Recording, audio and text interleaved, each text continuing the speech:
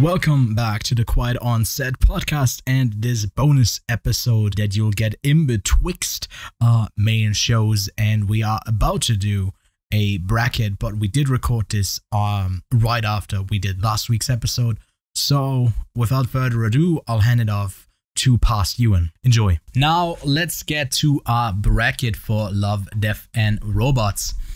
So the way this bracket works is that we'll have a 16-seed bracket with 4 rounds until a winner is crowned. The number 1 seeded short goes up against number 16, and then so on and so forth.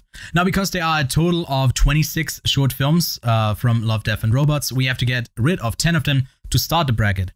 For this, we have short 8 elimination matchups to determine the spots 9 through 16. We took these rankings from Letterboxd, so the number 1 highest ranked movie there was Zima Blue, and the lowest ranked movie was The Dump. That one's my favorite. What? Oh my god. Well, that's what we're talking about right now. So the way this works, these matchups, is that number 1 goes up against number 26 and so on and so forth. But because I took a cutoff at 16, the last 3 movies, Hutch, Blindspot, and The Dump, all go up against Beyond the Aquila Rift. Whoever wins gets the number 9 spot, just because most of them will probably not win this. So, Lachlan, we got first up the Beyond the Aquila Rift, which was the movie with the big spider and the mission, the flashbacks, and I think the hallucination stuff. I don't know if you remember. And then we got Hutch, which was the one from season 2 that had Michael B. Jordan, the really almost photorealistic version of him. The Dump, which was The Dump, and Blindspot, which was the one with the train where they attacked the convoy. I think for this one, I would just stick with Beyond the Aquila Rift, although I really liked Hutch, if I'm being honest. That looked really fucking convincing and had some great visuals. What do you think? I personally did not enjoy Hutch. Right. It's interesting that it is so low ranked because I really enjoyed it. I actually prefer The Dump more. Well, that is not what we're arguing. I guess it is what we are arguing for. I don't care. I'm just making my opinions known. Your Dump opinion, okay? I also don't like Blindspot. Didn't enjoy it that much. It was okay. It was kind of cool animation, but really didn't care. Wasn't that enjoyable. But I can say Beyond the Aquila Rift was cool. It's also photorealistic, similar to that other one, Hutch. But hang on. Can't remember. Were there boobs in that one? I think we haven't touched on that, but in the second season, there's like no boobs and no nudity apart from the dick and one thing. Which is why it's my least favorite. I love the dick. It was great dick. Don't take this out of context. I'm having a quick look at. Yes, okay, I see it. All right, I looked. Beyond the Aquila Rift did have boobs. You know what I did?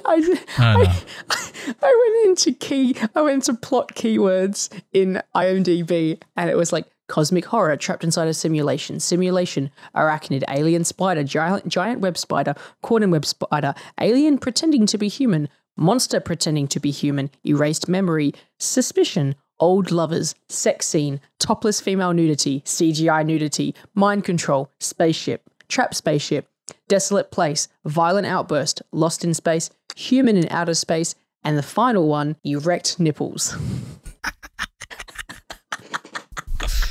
Yes, the keyword. We should use that for determining future roller against, and then we do a ranking. No, what we should do, we should take all the movies that have the tag erect nipples, and we put them into a bracket. Yep. That's what we're doing next. Erect nipples, banshee, knock knock, species. Oh well. Okay, anyway, based on Lachlan's opinion on the best plot keywords out of all of these, Beyond the Aquila Rift is my favorite. Yeah, I would agree there as well. A really enjoyable short. So let's move on to the number 10 spot, which will be a fight to the death between Snow in the Desert and Alternate Histories. You want to go first for this one? So Alternate Histories is the one where Hitler dies a fuck ton of times, yeah? That is the one, yes. All right, cool. Now, funny, sure. Have I seen Hitler being killed multiple times in those ways? Of course not. But combining them together is quite funny. So I'll give it that. It was very funny. But I saw nudity in Snow in the Desert. There was also nudity in Alt Histories. I don't care. It's like this one chick. Yeah, boy. Just random, like, flapping up and down. I don't care. I saw some real... It was... Nah, that's the point. It's meant to be photorealistic. Snow in the Desert. Also because it had a really cool story going to it. And I wish it was longer because that was probably my favorite episode this season. It's just thinking ahead that, like, are you going to rate all of these by the amount of nudity it has? No, of course not. Of course not. You don't sound really convincing saying that. But yeah, I don't know. Of course not. I actually had alternate histories the first time I watched Love, Death and Robots, which was just an all-in-one sitting. I remember you watched it over 2 nights. I was just a crazy person I always am, putting it all through and watching them all in one go. And it was my favorite for some reason. And then I rewatched it for this bracket. And it's my least favorite of the comedies now. Yeah. Because it's just, it is pretty boring once you've seen it. It's that type of, oh, you didn't anticipate it humor, and it doesn't hold up at all. It's not really an interesting style as well. It feels, I don't know, kind of boring. And I loved Snow in the Desert. I thought that was one of the sickest ones overall in the second season for sure. And the whole story there was really cool. So that moves on to go up against the number 7's spot overall. We'll get to that later on. Let's move to our next matchup, which is the Secret War against Automated Customer Service. And I gotta say, this is a hot pick for me. Yeah, I know for you that you really, really do enjoy the Secret War. Fuck, I love that Secret War. That was such a good fucking episode. I got so hyped. Out of all of, like, every single one of those episodes from the previous season when it first came out, none of them made me want to rewatch. I mean, other than that one and Sonnie's Edge, which I rewatched because it was a time loop one. I was like, oh, it's kind of cool. I'm going to rewatch that one. None of them made me want to rewatch it more based on how cool it was, other than the Secret War. I fucking loved that shit, man. It was sick. Yeah, it was one of my favorites as well when I rewatched it. By the way, just mentioning that I'll have a ranked list for all of the shorts on my letterbox. I don't know if you are planning to do that as well. Oh, and by the way, if Lachlan remembers to do it, he will also do the same thing. But that is great.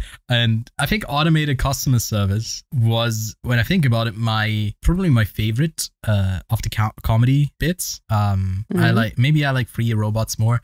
I don't know. I think it was pretty solid, and I'm surprised that it's like ranked number 22 out of all of those, because I did think it was kind of funny. But I do got to give it to the Secret War, just because it was so epic. Yeah.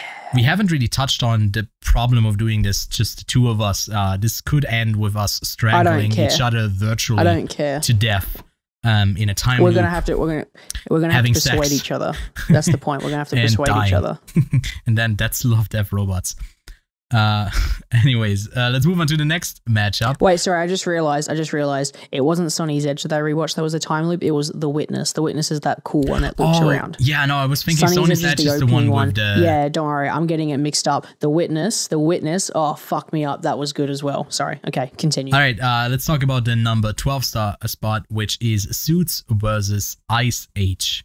Not the one with Sid or any of those other characters. There's no Sabretooth in there. No, it is just a fridge. So I enjoyed that one. That was the only one that had some live action aspects to it, with 2 actors in there. And Suits was one that I just hated when I watched it. I rewatched it, and I did not like it. I didn't like the animation style. I thought that the whole battle bit was so overdrawn. It wasn't really engaging. I wasn't a fan of it, but this being the matchup that it is, I don't feel really strongly about Ice Age either. So I wouldn't care to go with Suits if you wanted to go that way. But I do prefer Ice Age, I'd say. Cool, because we're going Suits, bitch. All right. Let's, do you want to say anything about Ice Age before we knock it out? Fuck Ice Age. I want to fucking get in a mech suit. I want to be on an alien spaceship harvesting my crops, and then all of a sudden a big old fucking booty hole pours a whole bunch of aliens out, and I gotta like fucking shoot them off. It's sick. What are you on about? Once again, no boobs. What are we doing here? Yeah, but I mean, it was mechs. bro. I'm kidding. Love is for the tits. death is for everyone likes a bit of violence, and robots, big old fucking robot mech suits. Hit me up. Am I wrong? I don't know how you felt. I felt that the second season kind of failed on some of these aspects. All of them? Yeah. They didn't really have, because I would watch it and I'd be like, where's the love, death, and robots? Right, yeah. I mean, we'll get to it in a bit because these are coming up. No, actually, one of them was automatically top 8, and it's probably worse than The Dump in my opinion. And it's like the 6th highest rated ones overall. But we'll get to that. I am outraged.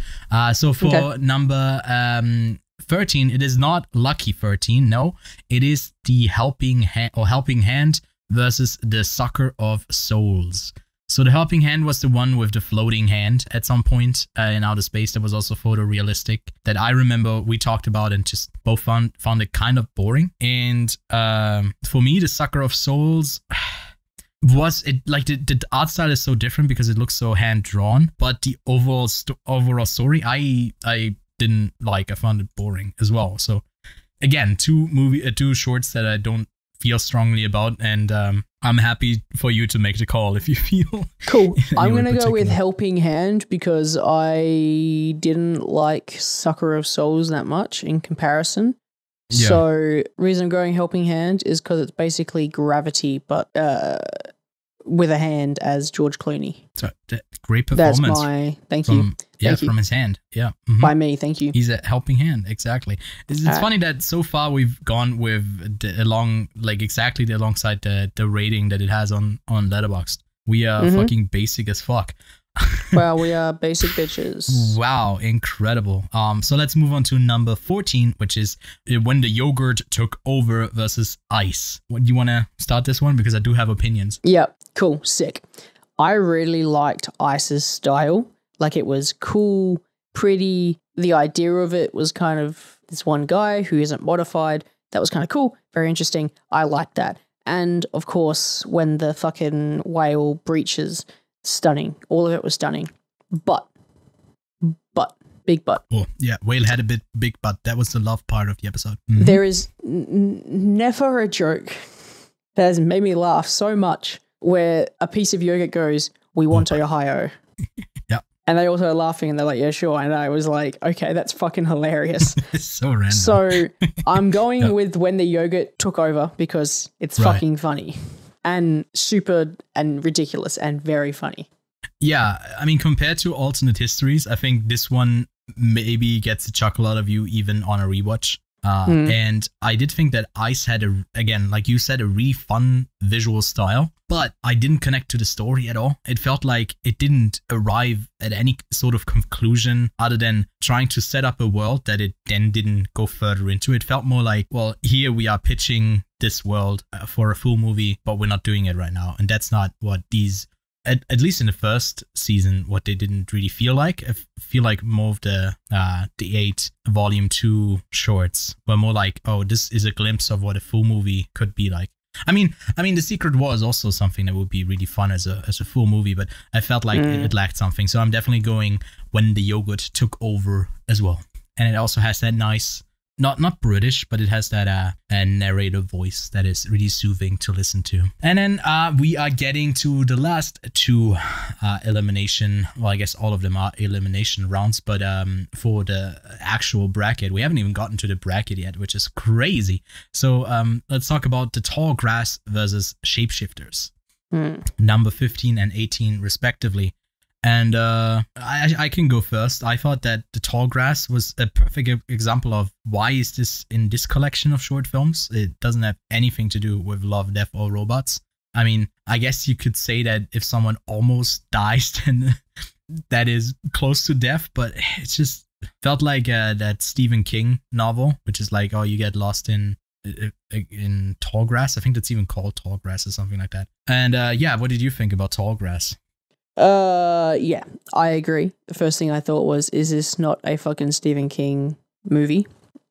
It wasn't original, which really annoyed me because all of these are meant to be like original film, original ideas. And this is the first one, I mean, or adapted ideas. And this is the first one that's been like almost a straight ripoff. It didn't involve the idea of it. The animation style probably was just unique enough to kind of push it forward, but it didn't have anything else going for it. Like there wasn't like right, what, yeah. Like even some of the other ones do make me think a little bit more about what the deeper meaning is. But yeah, I honestly just that didn't really do it for me. And the downside is that Shapeshifters isn't personally one of my favorite either. But when it's going up against this, I love it way more. Like it's so much fun. Right. And if I think about it, it's probably making me appreciate Shapeshifters more. Yeah, because when I think about that film, it is slightly political. It goes into that idea of like using people, right, to do your dirty work. And it's also the one where they see that's Black Mirror. I'm thinking of a Black Mirror episode. But Shapeshifters is just the one where it's the wolf people being used as the army. I'm thinking of some Black Mirror one where they see the enemies as like some hideous thing, but it's just their own like innocent species. Also really interesting outline.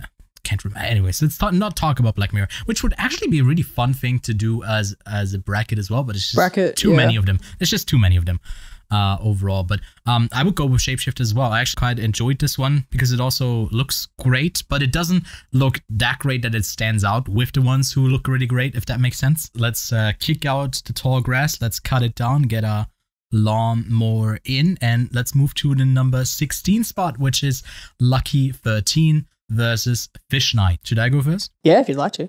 The fish one was weird. It was pretty, but had nothing much else going for it. At least Lucky 13 was kind of fun and enjoyable and had a cool story, even though it was short. And it was very, very good animation, even though it's comparing an animated to a CGI lifelike animation. I don't think it's that fair, but Lucky 13 gets it because it's fun. It's got a cool little story that's very cool world building, where the other one is kind of just like two dudes trip out, and yeah, that's Lucky 13. So this is the one that is in the ranking the closest together. That's I think why we are maybe getting to more disagreements already, because I think that Fish Night, yes, has the nice visual side to it, and that's pretty much all it is. But I thought that Lucky 13 had the potential of being a great story and entertaining, but it was a bit of a letdown. Whereas Fish Night started out being weird and then just had the visuals that were so enticing and captured me in this world that I was just looking at pretty colors and I was like, ooh, that's nice. I don't know. I don't feel too strongly about them either way though. So what do we do here? Do we do a coin flip? I'm happy to do a coin flip. Let's do a coin flip. So what are you calling for your pick? Heads for Lucky 13. Heads for Lucky 13. All right, let's see. I guess you guys can't see this. Wait, I can get. Oh, I was gonna get Google to do it. I did get Google to do it. No, you never. No. Oh, okay. Do you want to do it again with an? No. Wait. With a fucking assistant. Without your fucking my computer said it was tails. I don't. Okay, no.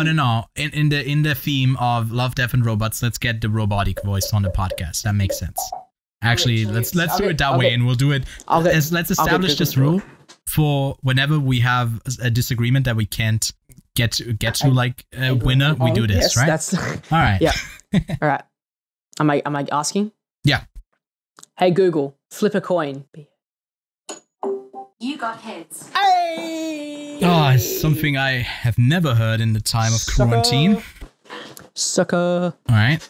Okay, that means Fish Night has gotten the short end of the stick, not even getting a little warm. So Lucky 13 moves on. That means we do have our bracket down, which in the first round sees this is going to be a short-lived celebration for Lucky 13 because it does go up against the number 1 seed Zima Blue.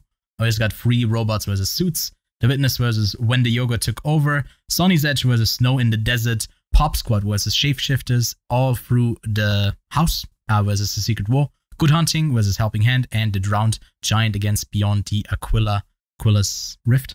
Whatever. But yeah, that is our bracket. So let's get into it with our first matchup. And yeah, talking about Lucky number 13 versus the number 1 ranked Zima Blue. What are your thoughts, Lachlan? What are my thoughts? Yeah. That's a hard one. But Zima Blue, because it is so funny.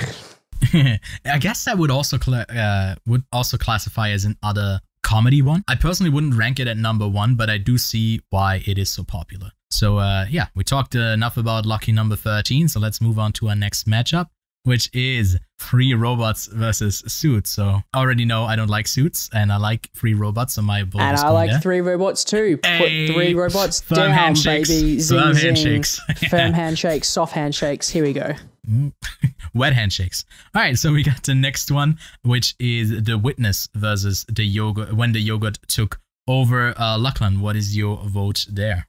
Look, the Ohio joke can only go so far, especially when the witness was so much fun, and I just enjoyed it. Yeah, very, very much, very, very much so. So I'm putting the witness down.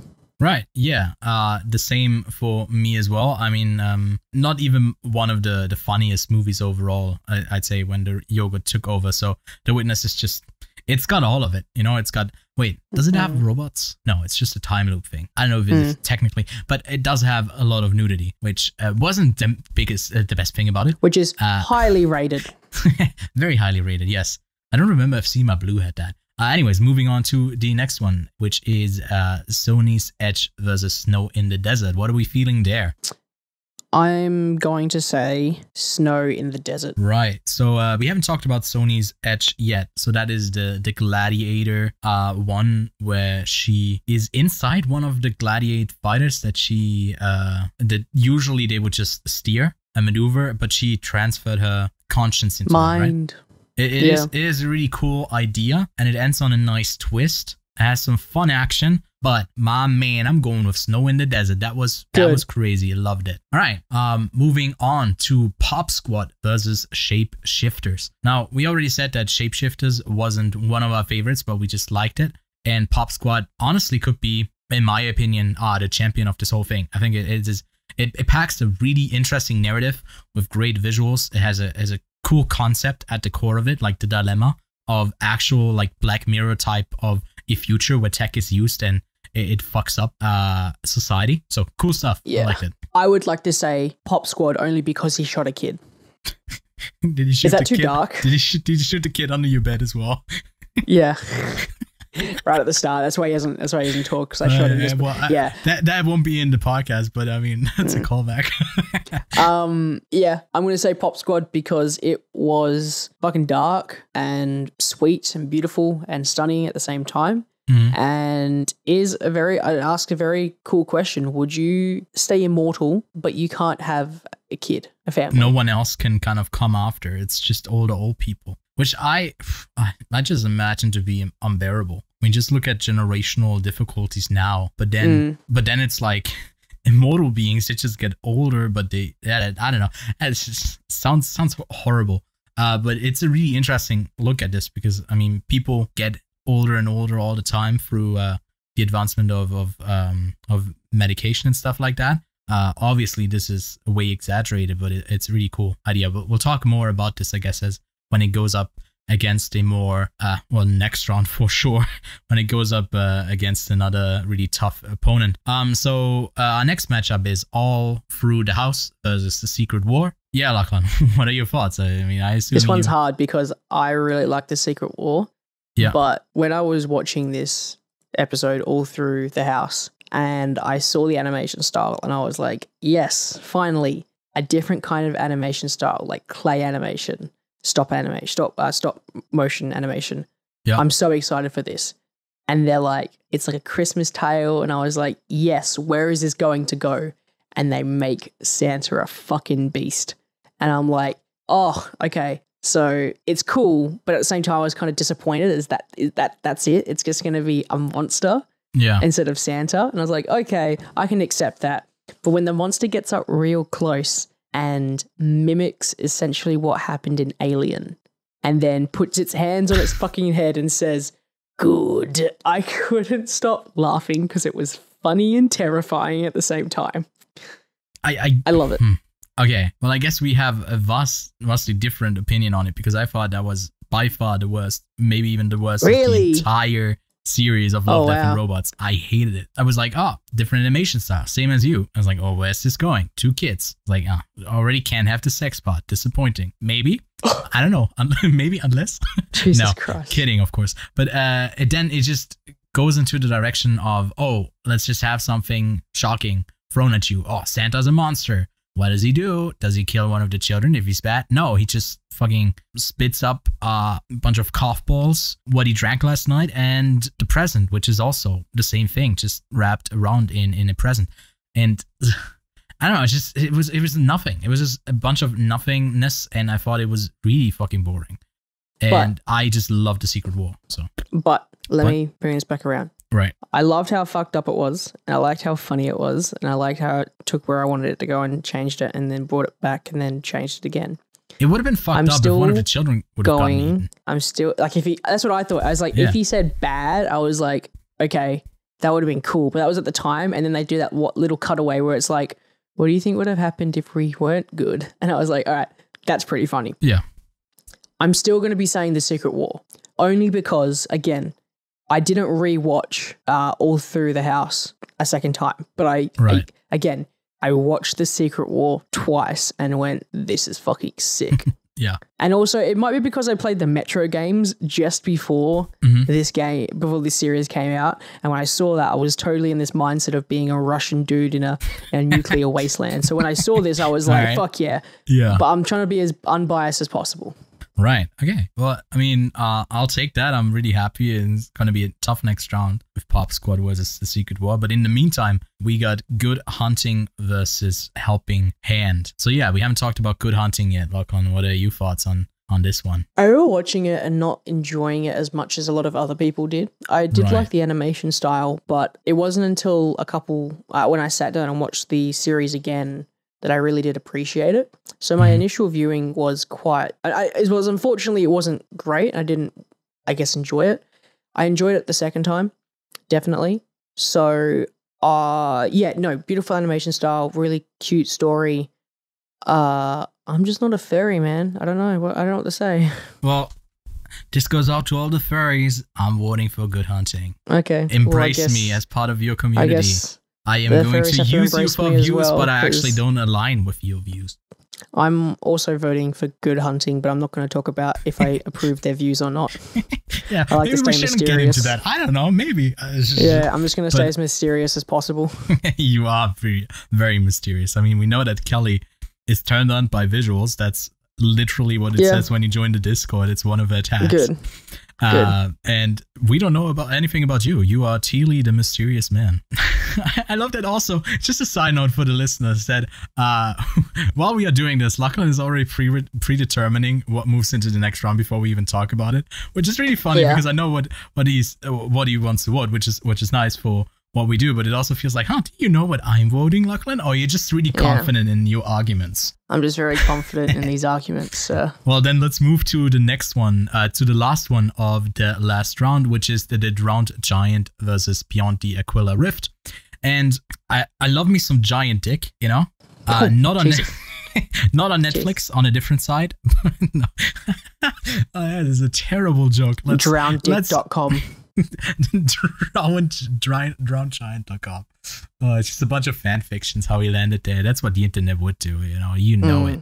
But that one was just, it was like, let's do an animated movie, but make it like a National Geographic doc about treating it something like a whale. And that's it. That's the whole premise. I don't know if it tries to be funny. I had this British guy who was nice to listen to, but he got annoying after a while.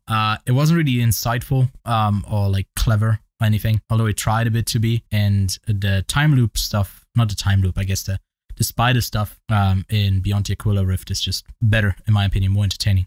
And I guess we agree on that, right, Lachlan? Yep, I agree. I like the Beyond the Aquila Rift stuff. It was a very cool plot twist. It is animation. Its animation is incredible. Boobs. Was there boobs in that one? Yeah, and are we talking about Beyond the Aquila Rift again? That was the initial one where you brought up boobs. That was the first movie we talked about. That's right. I completely forgot. The real question is, does the spider have boobs? Yep. Back to being a furry. Okay. Back to being a furry. Let's move on. Let's move on. Let's move on to our second round. And the first matchup is between Zima Blue and 3 robots. Lachlan, where do you line? I like 3 robots because it's cute and it has some really good humor with that one robot that like is a complete robot but tries to be as human as possible with like the hat and everything, which is kind of funny. Juxtaposition can be quite funny. The cat plot twist was kind of like, oh, okay, yeah, cool, whatever. But I still really like the style of Zima Blue, the story of Zima Blue, the twist of Zima Blue, the idea of Zima Blue. So if you couldn't guess already, I'm voting for Zima Blue. Yeah, I mean, I do agree. I think that that like kind of plot twist, if you could even say that, with the cats, is really funny. And on the rewatch, it was also still funny, which is great. But the reference humor usually doesn't really get me. I like it to be more obscure, like when the yoga took over. But that being said, I think Free Robots is one of the exceptions where it worked really well. And still, I gotta go with Zima Blue as well, just because that one was a different art style as well. It was so interesting, but I don't know why it was interesting, which is also maybe why was Zima interesting, or Zima Blue interesting? No, was it Zima and the color was just blue? That the type of, I don't remember, but yeah, it was just a cool watch, and the other one was funny. So I think this is a tough choice, but I would go with Zima as well. So let's move on to our next matchup, which is another really tough one, between The Witness and Snow in the Desert. This is really hard, I gotta say, because The Witness and Snow in the Desert are two of my favorites, although not my overall favorite, I'd say. So it's hard to say. It's hard. Do you have a pick already, or are you struggling as well? It's a reason why I haven't selected one yet, because I really don't know. Yeah. I really like Snow in the Desert. It was one of probably my second favorite from this season. And I really like The Witness. Like, I really, really do. I like time doopy stuff. Fuck, this is difficult. Oh yeah, I'm making it easier for you. I'm going to Witness, okay? Just because I like the time loop stuff. It is so dynamic. I didn't like it on the first watch, but I watched it 3 times in total. So it's the one that I've seen the most, just because I get the most out of it.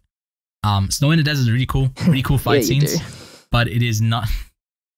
It's not the one that is the most interesting story-wise in all of the seasons. I think there's another one coming up that is more interesting in what it does. It's just really cool. It feels like Star Wars, but animated and more graphic. All right, you sold me. I'm picking The Witness. So let's go with The Witness then. All right. Cool.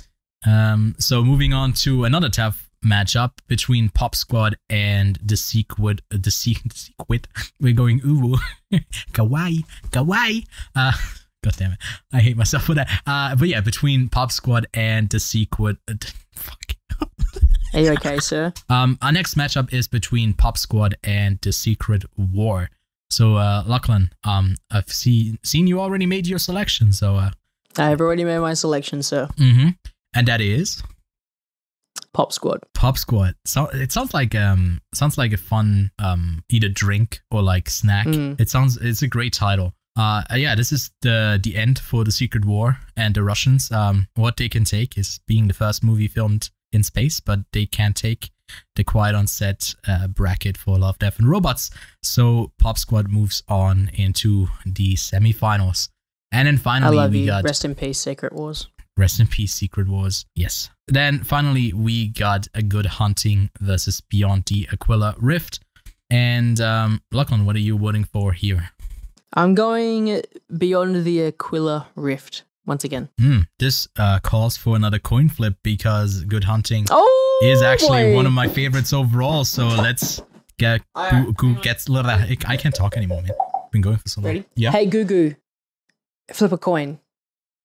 Oh wait, we didn't say which is which. I'm going tails. It's heads. Fucking hell. And they say tails never fails. Tails, you failed me twice now. That is sad. Sorry. All right. Let's salute Good Hunting. We'll see you next time. Goodwill Hunting. I just loved it. Yes. Good will continue hunting, and we'll see the apples of Aquila Rift. All right, let's move on to our first semifinal, which is between Zima Blue and The Witness. And well, once again, I am going for The Witness because Zima Blue is cool, but The Witness is cooler. It also has boobs. I'm also going for The Witness because I like the style quite a bit. Yep. And every time you rewatch it, you find something else in the background. Exactly. So that is our first finalist. Then let's move over to the other side of the bracket to a semi-final between Pop Squad and Beyond the Aquila Rift. And I think this is probably pretty obvious because, well, no, I guess I think this is maybe a bit easier because I was just voting for a different movie over Beyond the Aquila Rift. So I'm going with Pop Squad. I don't know how you are feeling. I am also going Pop Squad. All right, this makes this really efficient, moving us into the final round overall. Do we want to make... No, we don't want to make third place. We don't care. We only care about the winner, about fuck the big third champion. Place. Do you want to do it? No, fuck third place? Nah, you know what? No, fuck it. Let's just pick something. I was probably going to pick Beyond the Aquila Rift anyway. I was going to pick Cinema Blue. See? Another coin flip. Okay. No. Coin flip. Hey Tails. Google, flip a coin. Tails. Please give me just tails once. It's heads. It is rigged. That is rigged. Hey Google, flip a coin. I want to see if it even gets tails. You got heads. Hey Google, flip a coin. Life is so unfair. What if it's just always heads? It landed on tails. Oh, there you go. Why does she say it's heads but then says it landed on tails? Why doesn't she say? Hey Ewan, how's this?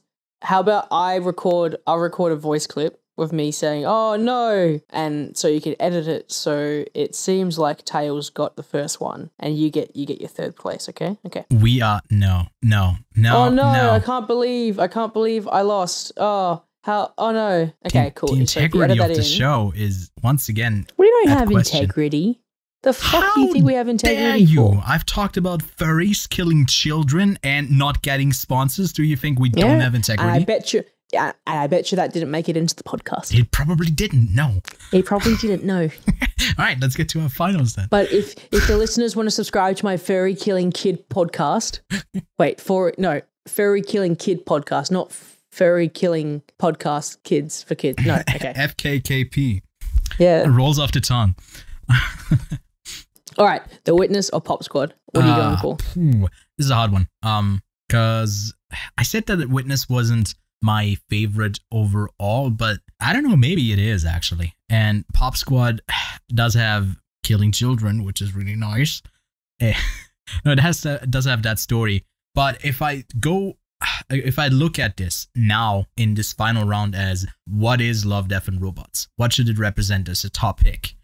Then do I go with the one that looks almost not photorealistic, also still has that style to be different than that, like compared to Snow in the Desert, which is even more photoreal, or the one that we kicked out earlier, Hutch something. Then it has a story that goes for it, right? It does have the components of death, of love, and robots. Does it have robots? I think it has. It's future stuff. It's robots. So it has all the components. But does it have the incredible visual style from The Witness? No, but that's not all. See, I'm struggling, man. But I am just going to say I'm going with The Witness. What are you feeling?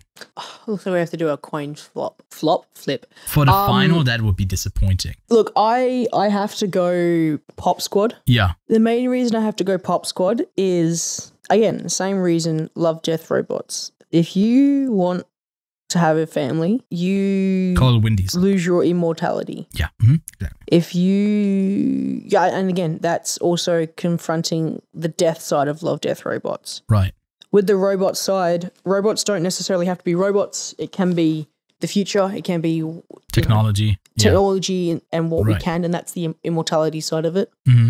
But Pop Squad asks a question that sticks with you and it makes you think. The Witness does not ask you a question. The Witness goes, this is a cool 3-4 minute story that you get to have fun with and enjoy. And you can rewatch it and you can dive in and you can find little things here and there. But it does not say a statement about humanity and about life and about what it means to live a life. Because that's ultimately what Pop Squad is asking you. It's like, you can live forever. Right. But if you live forever, moments that you experience don't have weight to it, because if you live for a finite amount of time, moments and experience means more to you because you don't have the time to just, I could do that again. you have a finite amount of time, and because you've got that, moments mean more to you instead of just immortality. And for a TV show that's got secret wars going on, it's got space battles going on, it's got time loops going on, it's got jokes about yogurt becoming sentient, it's got jokes about robot vacuum cleaners becoming sentient. It's got fucking jokes about artists becoming literally like pool cleaners. It's got a bit of everything. And then for it to also go, yeah, your life is short. That's what makes these moments great. And showing you that, and also showing what we can do with not only the technology we have now to create this CGI stuff to make it look so. I guess it wasn't as photorealistic as some of the other ones, but it looked pretty damn good. Mm-hmm. I think for me, Pop Squad is the fundamental perfect Love, Death, Robots episode. Right. I mean, I think you've convinced me because I was already on the edge of either of these. And I guess we are crowning a winner, which is, well, Pop Squad from Volume 2 of Love, Death, and Robots. Lachlan, to round this out, well, I guess first clap for Pop Squad. All of the top 4 movies of shorts are, of course, really fun. Also, compared to our other brackets, I mean, it's a really quick watch if you haven't seen these yet. I don't know, would be weird if you listen to all of this but haven't seen Love, Death, and Robots. But anyways, do you have any thoughts and expectations or maybe hopes for season 3? I hope they have more episodes. Right. Because the quality of season 1 was they had really high quality serious episodes, and then they had lower quality comedic episodes. And I really liked that because I wouldn't say low quality as in like shit, as in not as heavy animation CGI realism. How many episodes were there last season? 18? 18, yeah. And now there was 8 this season. I was like, there's a, round it up to 10 at least, or give me maybe 11, 12. You don't have to give me 18.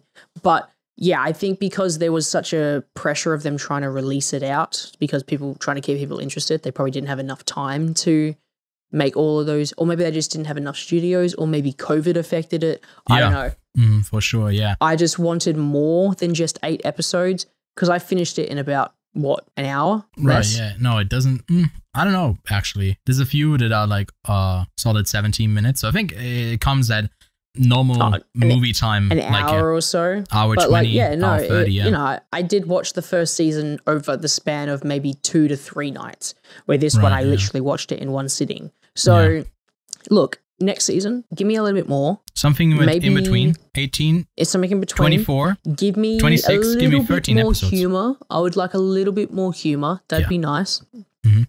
And yeah, that's all I would like. I'll have the same. That's my thoughts on this. I think this rounds us out for the show today. Thank you for joining us. Goodbye. Bye.